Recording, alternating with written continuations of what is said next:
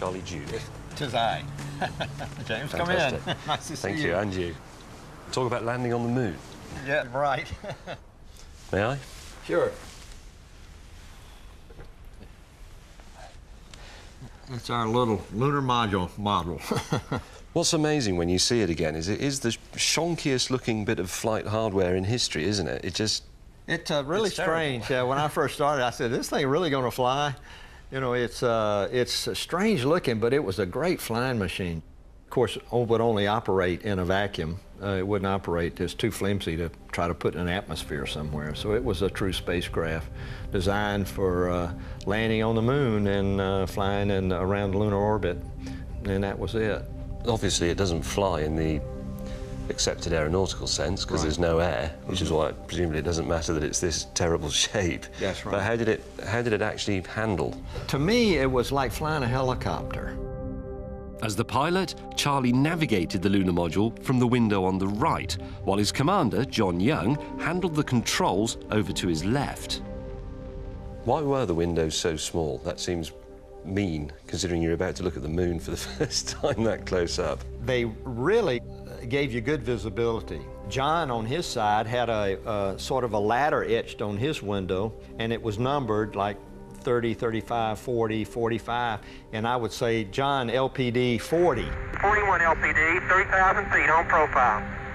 He would look through the 40, and where his eyesight, then line of sight, hit the ground, that's where he's going to land if he doesn't do anything. Hang on, I just want to make sure I've understood that properly. The way of guiding the lunar module down onto the surface of the moon was with some lines drawn on the window. Basically, yeah. Charlie Duke makes landing on the moon sound like reversing a car into your garage.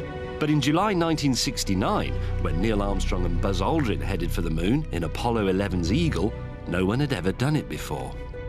Okay, retro, go. Fido, go. Guide, go. Control, go. Surgeon, go. Capcom, we're go to continue PDI. Mum, Dad and I joined 600 million people round the world in front of our TV sets and listened to the words of Charlie Duke. We're go, same type, we're go. But back then, I had no idea things weren't going to plan. 1.5 down. Armstrong kept losing radio contact with Houston and was 2 miles off course. 50 down at 2.5, 19 forward. He was heading for a huge boulder field, and alarms rang out as the computer threatened to abort the landing. Roger, 1202, we copy it. Armstrong coolly took the controls and, looking through his tiny window, searched for somewhere safe to land. 100 feet, 3.5 down, 9 forward. That's why NASA put elite test pilots on board.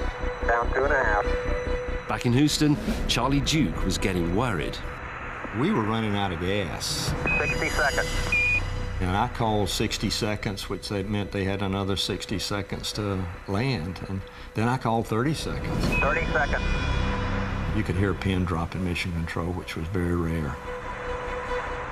And then I heard... Contact light. Okay, engine stop. I knew they were on the ground, hopefully okay.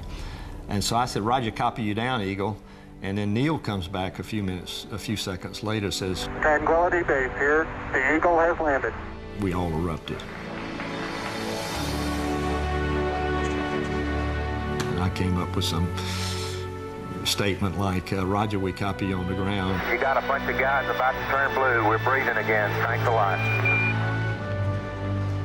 The first words that we heard from space there this afternoon from Aldrin and from Armstrong, Tranquility Base, the Eagle has landed, are words that every schoolboy of the coming generation is probably going to have to learn and pass on to succeeding generations. We'd like to give a special thanks to all those Americans who built those spacecraft, and to all the other people that are listening and watching tonight. God bless you. Good night from Apollo 11. None of the thrill had worn off by the time Charlie Duke experienced his own moon landing. Were you excited about landing on the moon, or were you totally absorbed in controlling the thing and making sure you didn't snap one of the legs off? No, we were excited about landing on the moon. Perfect place over here, John. A couple of big boulders. especially when we got down close. And, you know, we had plenty of fuel. Okay, fuel is good, 10%. That comes the shadow. The closer you got, the more dust you blew away. And it was like landing through the fog. And I was calling out. 50 feet, down at 4. Give me one quick up. 10 feet, 5 feet, and we hit the little blue light comes on and says, Contact. John shut the engine down, and we hit the ground, and we just erupted with excitement and enthusiasm. It was really fun. Wow! Fantastic! Perfect precision and Planet One on the planes of Descartes. In all, 6 Apollo missions landed. They had some serious work to do, taking photos and collecting rock, more than 800 pounds of it between them. And by the 4th mission, they even needed a car. Since I'm a car enthusiast, I have to ask you what the Lunar rover was actually like to drive on the moon. The moon was very rough, so you had good suspension system. Each wheel had its own individual suspension system. You'd hit a bump and you'd hit a little crater and it'd start bouncing. Occasionally we broke loose and we had a little skid either one way or the other. The most severe we had was 180 degrees. We actually spun out 180 degrees as we went down into a little crater. You spun on the moon in a car? We did, yeah.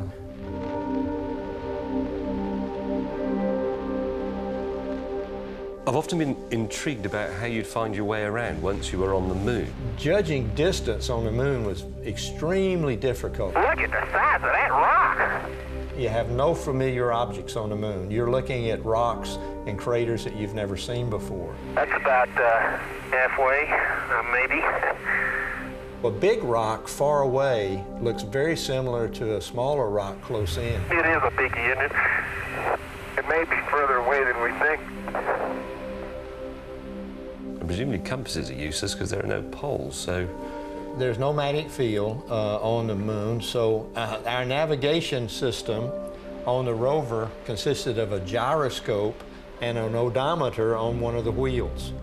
The odometer gave us the mileage, the gyroscope gave us a direction. When we started driving, we were seeing a lot of things that weren't on our maps because the maps were only down to a resolution of 15 meters. So anything less than that was not on the map. Well, you go over a little ridge and there's a 10-meter crater in front of you. And a 10-meter crater is a deep crater, it's 30 feet. But if you ever worried about getting lost, all you had to do is make a U-turn and follow your tracks back. Oh, because it left them in the dust? The tracks are still there.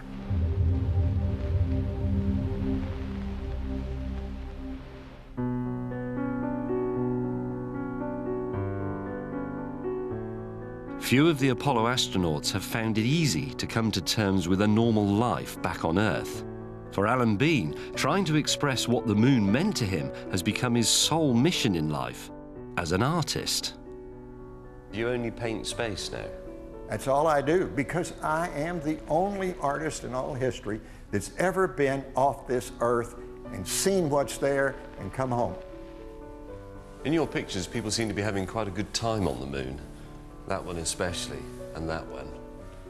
Doesn't look like it was all work. No, it wasn't. Humans don't like to work all the time. We want to work, and then we want to have a relaxation and some fun. Hippity hopping over a hill. In fact, I think that's one of the things that my paintings bring out. I'd thrown some rocks up, and I found that you could only throw underhanded in that suit. But I threw underhanded, and the rocks would just go up and almost out of sight. So as I go by, I look over, and on the ground over here is a big piece of foil. And so I said, boy, this foil would be even more fun. And I watched it go up and up and up, more than anybody could ever throw a ball. Even an Olympic athlete couldn't throw anything as high as I could on the moon. See, here we were down on Earth. You were risking your neck at the new frontier of space, and you were just up on the moon larking about and playing games. Well, we were risking our neck, laughing about and playing games. I was strolling on the moon one day in a merry